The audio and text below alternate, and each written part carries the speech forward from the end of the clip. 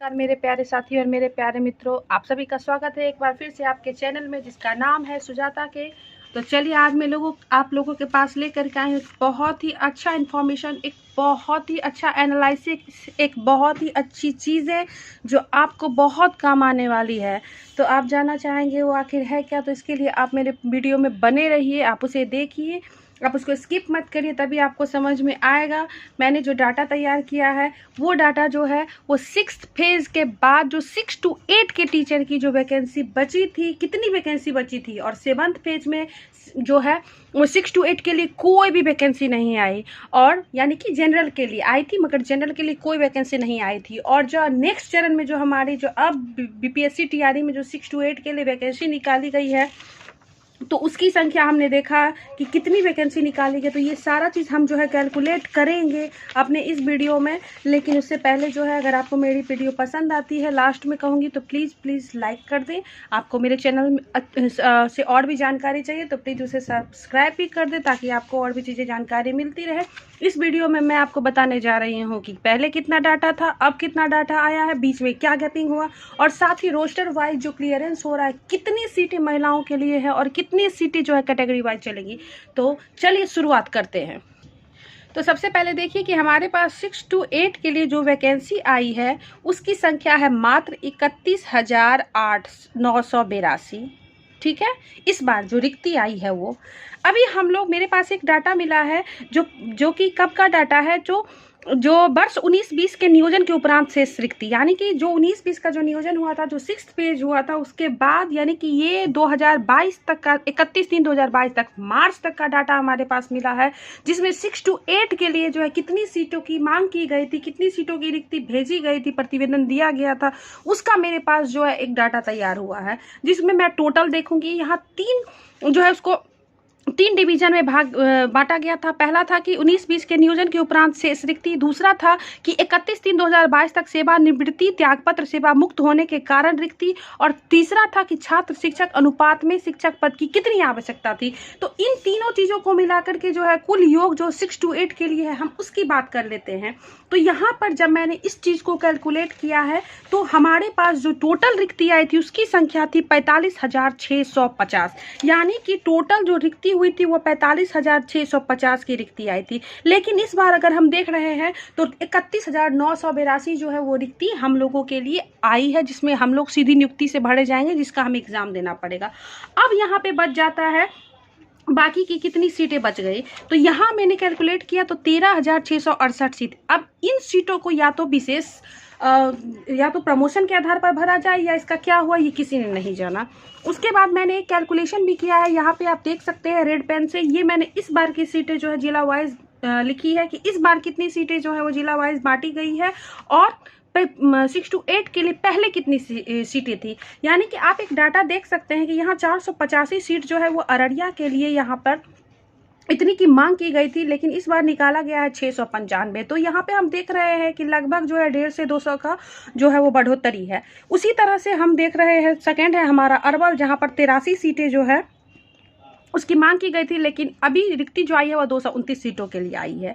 लेकिन अब आइए औरंगाबाद का हम लोग जस्ट देख लेते हैं। तो यहाँ पे उस समय डिमांड था 3,115 सीटों की डिमांड की गई थी, और अभी जो रिक्ति निकाली गई है वो है 1,123, यानी कि लगभग जो है 1,500 से 2,000 का बीच में फर्क आ रहा है। मैंने इसको कैलकुलेट नहीं किया है, लेकिन एक डाटा तैयार किया है।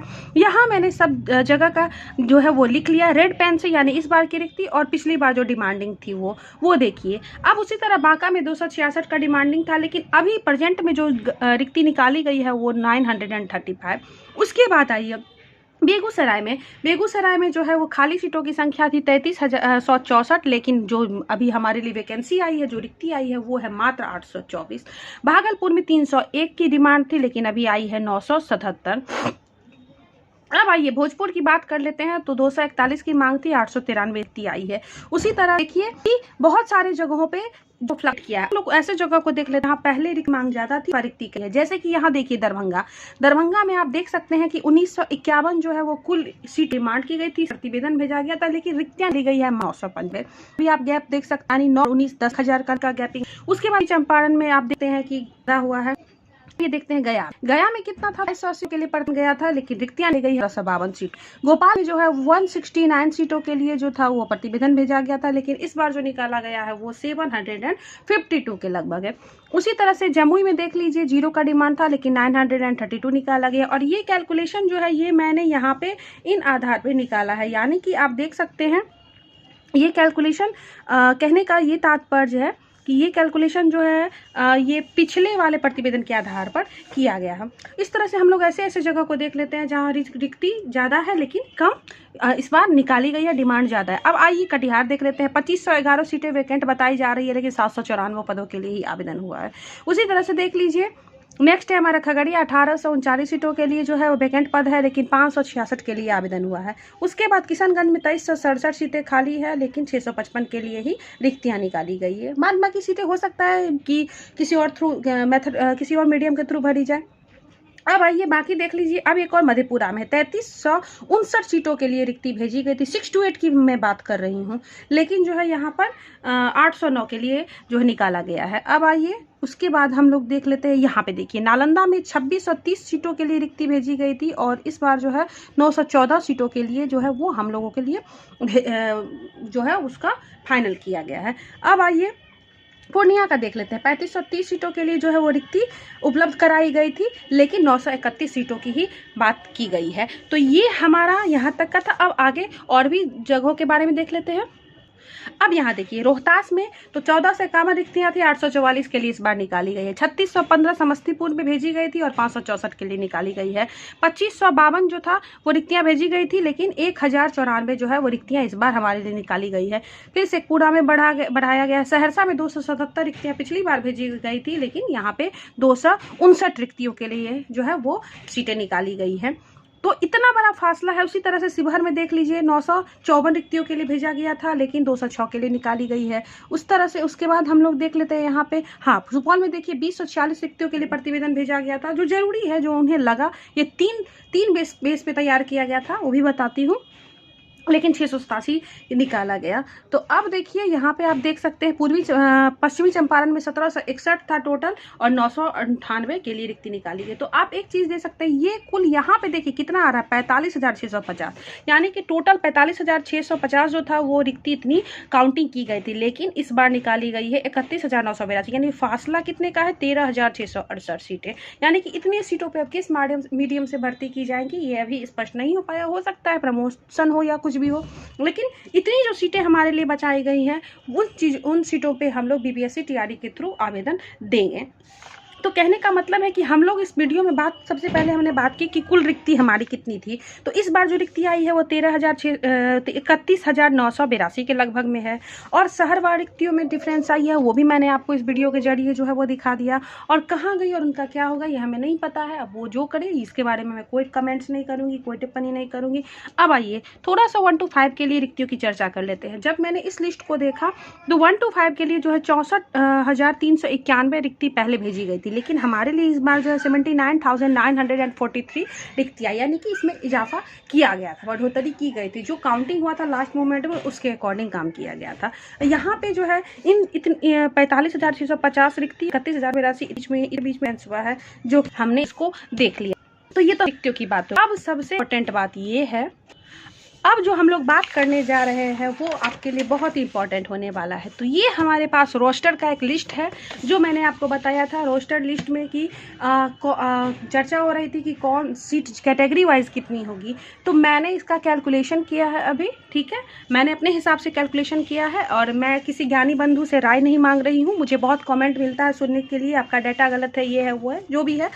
तो मैं इस बारे में कोई कमेंट नहीं करूँगी। मैं इतना भी कर रही हूँ वो मुझे लग रहा है कि मैं अपने लिए कर रही हूँ।